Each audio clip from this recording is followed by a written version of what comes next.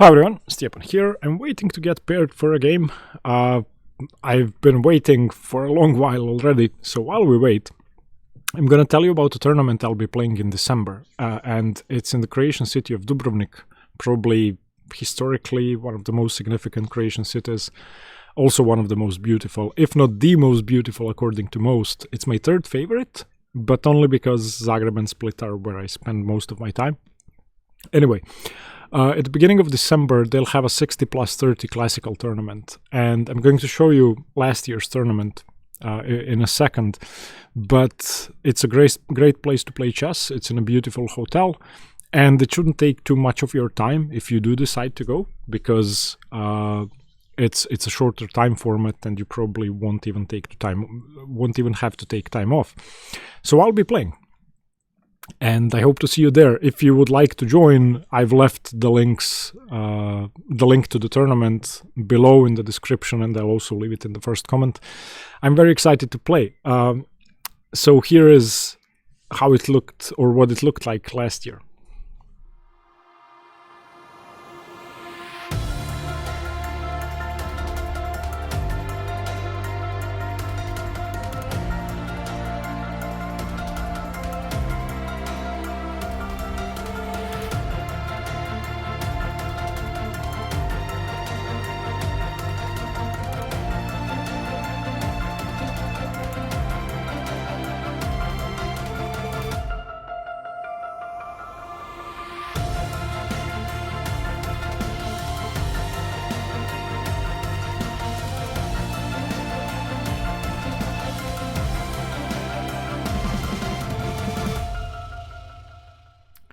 Other than the tournament in Dubrovnik, I unfortunately haven't been able to make plans for other tournaments. I have a lot of stuff going on in my life that's preventing me from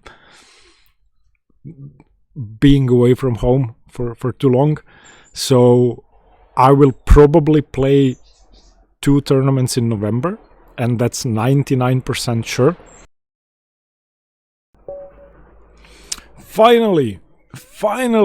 Okay, we got paired. My opponent's 23-47. Let's see. I'm gonna play the Caro-Kann. So I won my last 5 games. I want to keep the streak going. Polacchione. I don't know what that means. Is that a small Polish guy? I doubt it. But Polacchio. My Italian isn't that good, or my Italian vocabulary isn't that good. Italian guys, what does this mean? I'm gonna forget to Google it. Bullet rating 2408, still provisional. I don't know what this is. What's this? Ultra bullet. Okay. So Blitz 23, Rapid. Okay, all of his ratings seem sort of normal for his Rapid rating. Although using 30 seconds on the second or third move of the Caro-Kann is a bit strange. But okay, maybe the guy plays several variations. Okay, Gurgenidze or the Karpov. Let's do the Gurgenidze. It's gonna be fun. I've only recently started experimenting with the Gurgenidze system, and people with white usually don't know it as well as the normal classical lines. So there are 2 approaches to this. One is knight of 3 and the other one... Okay, so bishop g7. And now usually white plays h3 to prevent bishop g4, because bishop g4 threatens to take everything and take on d4. Yeah.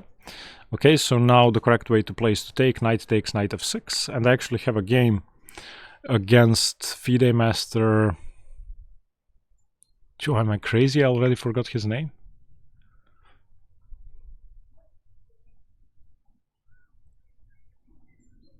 Jesus, I don't believe this. I played him in July in France. You can find the game in the Road to GM series. Patrick? I think his name is Patrick. I don't remember the last name. Okay, I'll link the game here, and you can look at the game. Usually people take. this is slightly odd. So I'm gonna go knight d7 and threaten to take, or I can take bishop d3, knight d7. I like that better. Usually they take and black takes with the e-pawn. That's what I'm used to. So now I'm gonna go knight d7 and gain a tempo on that bishop with knight f6. I just wanted to make sure that my opponent doesn't have the option to go knight g3, declining the trade. Okay, then next I want to prevent bishop f4, I think, with queen c7. And that will also defend the b7 pawn, so that when my bishop moves out, I don't have to worry about the pawn. Okay, castles, castles. I've never played this position, but I've played similar positions, and this is no longer the Gurgenidze, basically. So now I think my plan should be b6, bishop b7, c5. But I'm wondering if I should play rook e8 first. I don't really like rook e8, because my rook is undefended. And if I play b6, is there any downside to that? b6, maybe bishop e3, b6, b3. Ooh, b6, b3, bishop b7, bishop a3, c5. Or maybe rook e8. Rook e8 I can defend. Okay. I think this is better than... Okay, maybe knight e5, bishop e4 could be a problem. I'm outside, so there are things flying around me. But I don't think it should be a problem yet because of bishop b7 and c5. Queen f3 maybe, but it doesn't work. Queen b3 targeting f7, but it doesn't work. So this seems normal.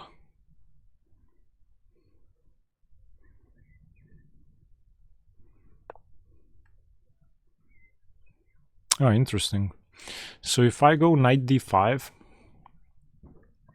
then likely my opponent's going to play bishop g3. If knight g6, I can take the bishop, and on knight e7, I can play king h8. And then if queen h5, how do I defend h7? So knight d5.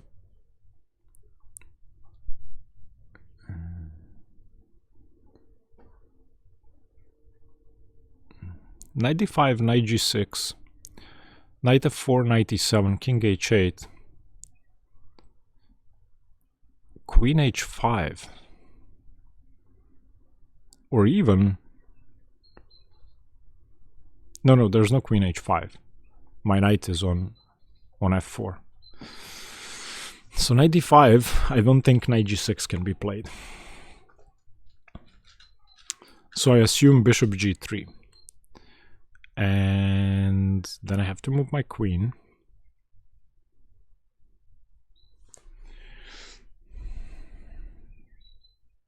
But I don't want to move my queen before my rooks, before my other rook reaches e8.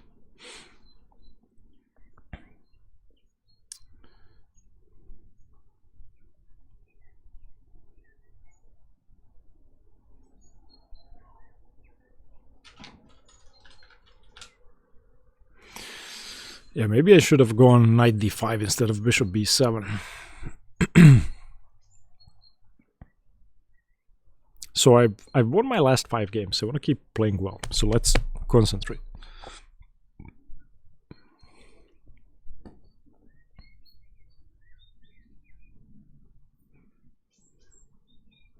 Is there even a point to playing knight d5? I don't think so, because my opponent may just be able to play bishop h2 or bishop g3, and then I have to move my queen anyway. So I think I'll just play queen c8. I have undefended the e7 pawn, but I don't think that's such a big deal. And I can always choose to use this tempo on the bishop later.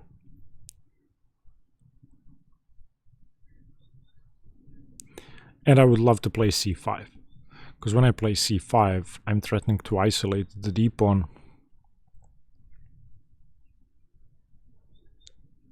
And if my opponent takes, I can take with the queen, where Okay, wants to take on e7.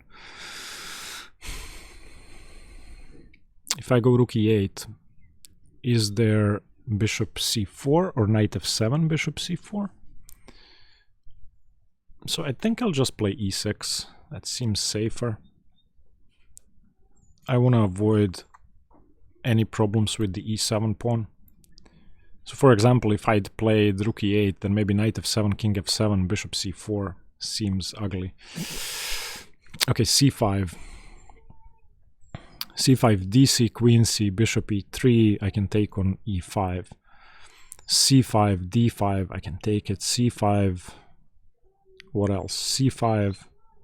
c5, I'm expecting dc. c5, dc. Maybe bishop g5 for knight d7, but I think I have time to parry that. c5, dc, queen c. What does my opponent do? Knight d7 I can take. Bishop g5 I can play rook a d8 probably. I like c5. I'm gonna play c5. Is there a problem with bishop b5? c5, bishop b5, a6, knight d7? No.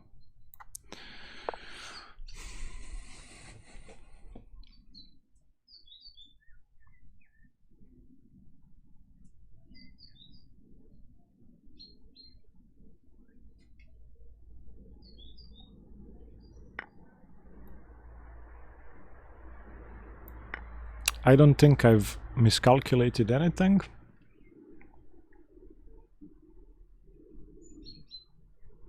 Knight f7 now. Rook f7, queen e6.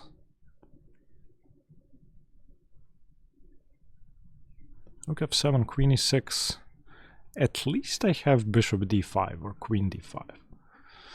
So I don't think I'm in any sort of trouble there. It's a bit cold. I'm cold. I wish I had a jacket. It got very cold in the last week or so. I mean, compared to summer. It's October and we're on an island in Croatia, so usually you don't get temperatures below 10 degrees Celsius all year round, even in December or January, but there's a wind, a northeastern wind called Bura, that makes it feel like it's below zero. Okay, on queen d5, how does my opponent defend mate? Let's look at the crudest threat first. Queen d5, f3 seems weakening. Bishop e4 loses a piece. Queen f3 ruins the pawn structure.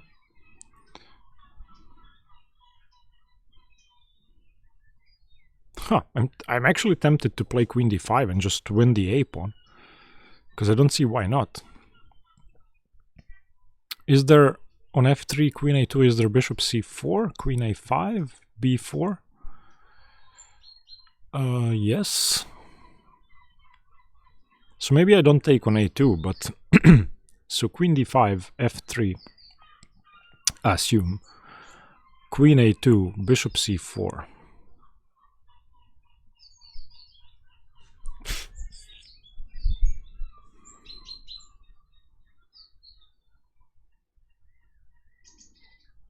Should I just go queen d5?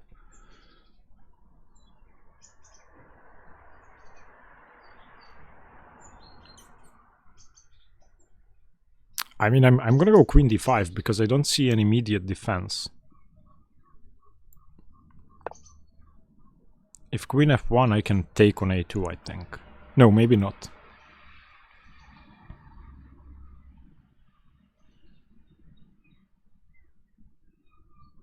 Maybe queen f1 is the best move.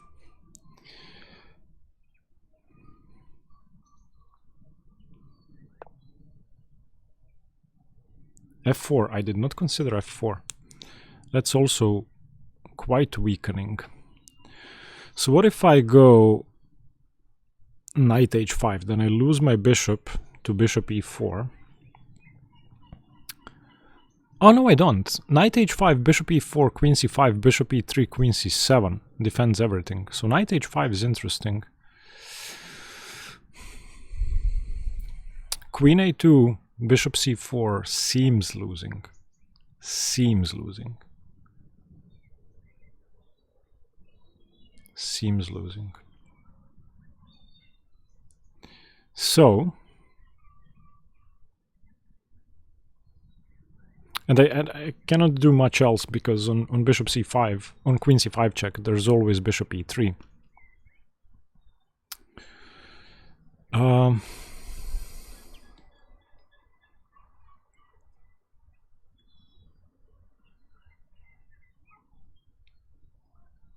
I like knight h5. Knight h5, bishop e4, or bishop c4. Queen c5, bishop e3, queen c7. Knight h5, g4. I have queen h1, so my knight is safe. Knight h5. I like knight h5. Knight h5, bishop e4, winning my bishop on b7, but queen c5 check. Bishop e3, queen c7 saves my bishop. Then let's say bishop b7, queen b7. I like that. I'm gonna do that. I'm gonna play knight h5. I'm on the offensive.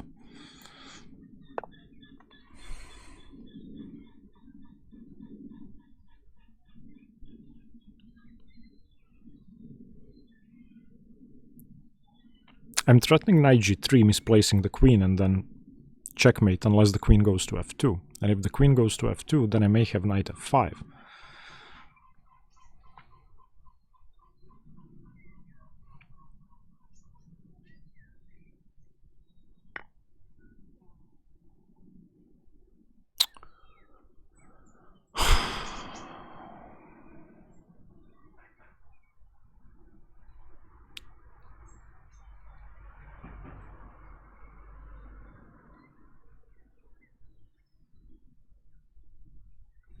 Okay, luckily I'm fine, but this is sheer luck. So queen g2, bishop g2. No, I'm not fine. What am I talking about?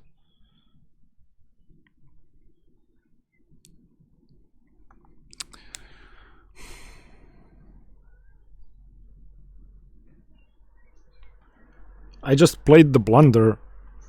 I said I said I shouldn't miss.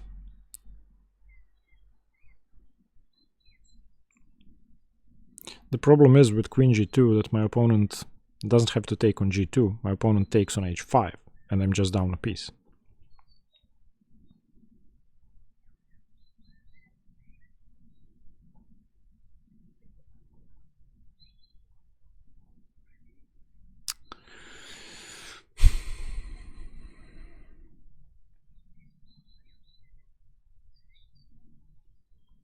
Okay, can I save this game somehow?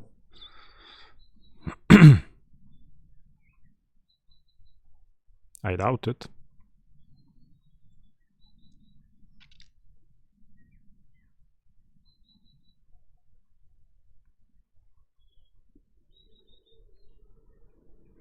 Okay, I'm gonna keep fighting because in this playlist it's very important that I keep fighting. So I'm not gonna resign. I'm never gonna resign.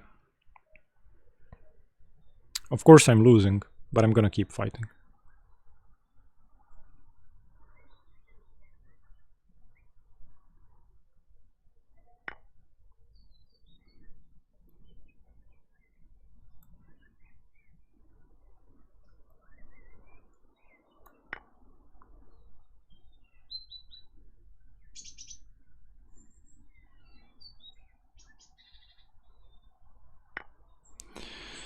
Yeah, I know.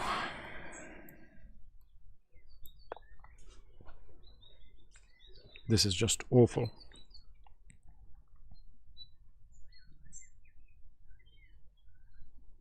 But I'll keep fighting. The worst part is that I saw the tactic and I had only calculated bishop e4. I should have calculated every bishop move. What's wrong with me? So okay, this I cannot take.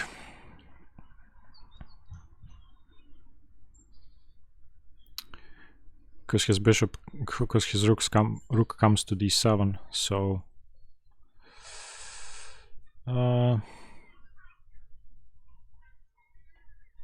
yeah, I need to prevent rook d7, I need to do this.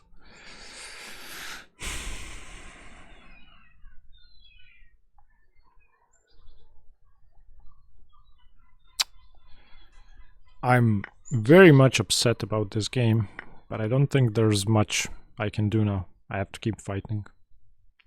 Still, it's rook and bishop for a queen, so it's not game over yet.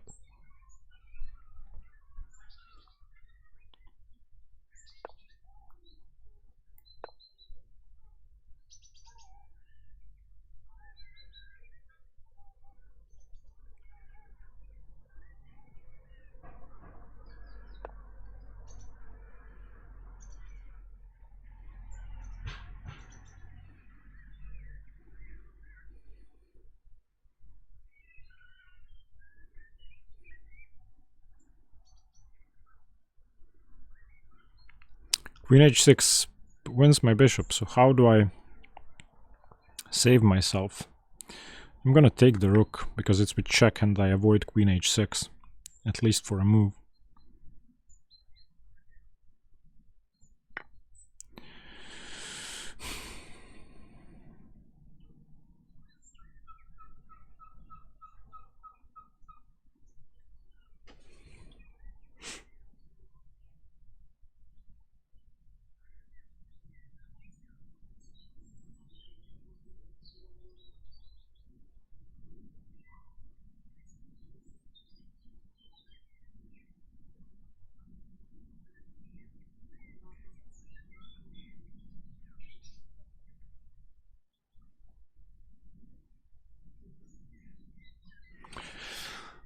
I don't see a way out.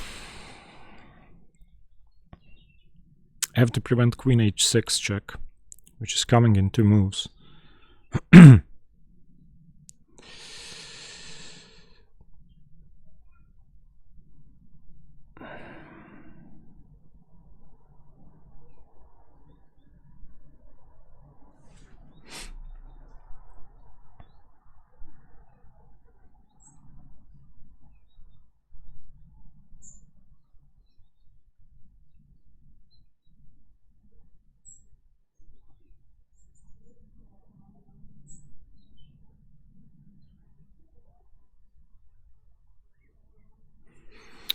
Maybe I can get my king to e7, but then just b3, bishop a3.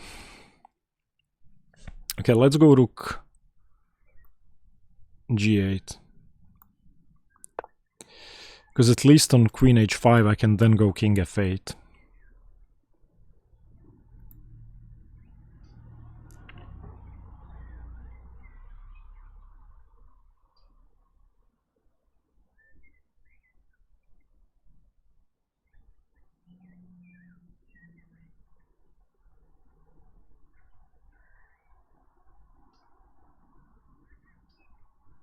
Ah, now just fe6. Yeah, I should resign. fe6 resigns. Because if I take, then queen d7. Okay, my opponent didn't take. However, if I go king f8, I lose. Or maybe not. Bishop h6, bishop g7. But there's always queen b4.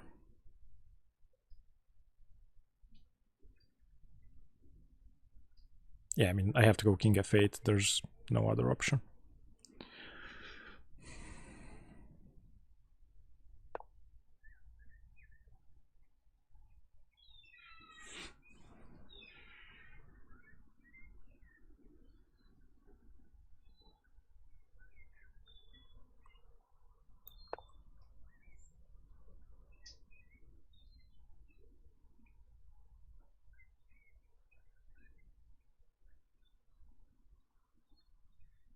Yeah, just f6.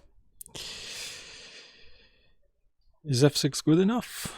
Maybe not. No, f6 isn't good. What am I talking about?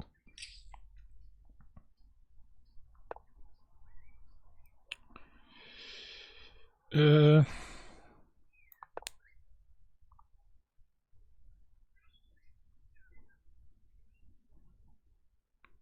I don't know why I'm playing on.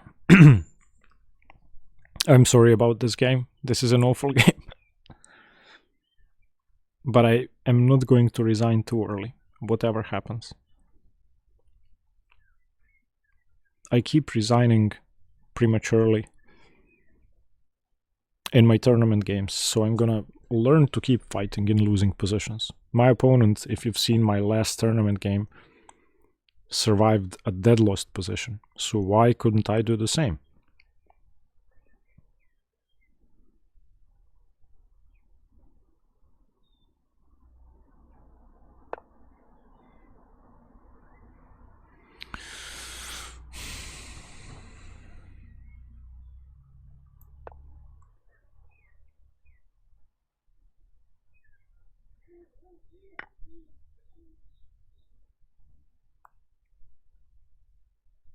Oh, nice. Okay.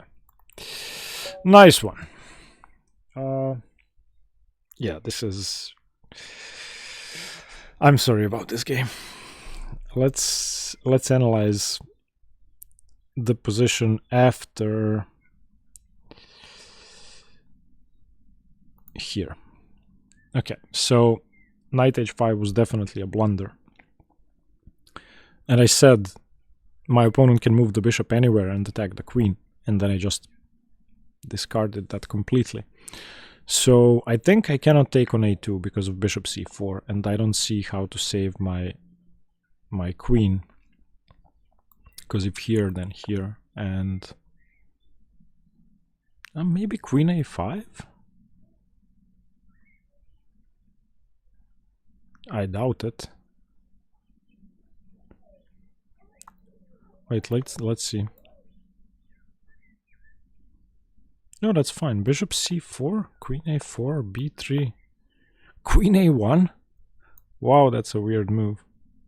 Knight f7? Why knight f7? How do I save my queen? This is crazy. I mean, even if I saw this far, I never would have played this. Knight h5 is just stupid. So let's see. Queen c5 check, bishop e3, queen c7. Yeah, I should have just played normal moves. My position is perfectly fine. I'm sorry about this game. I mean, awful game. There's not much else I can say. Sorry you had to see this, but one move blunders are a part of the game. Thank you for watching. Stay tuned for more chess. Bye bye.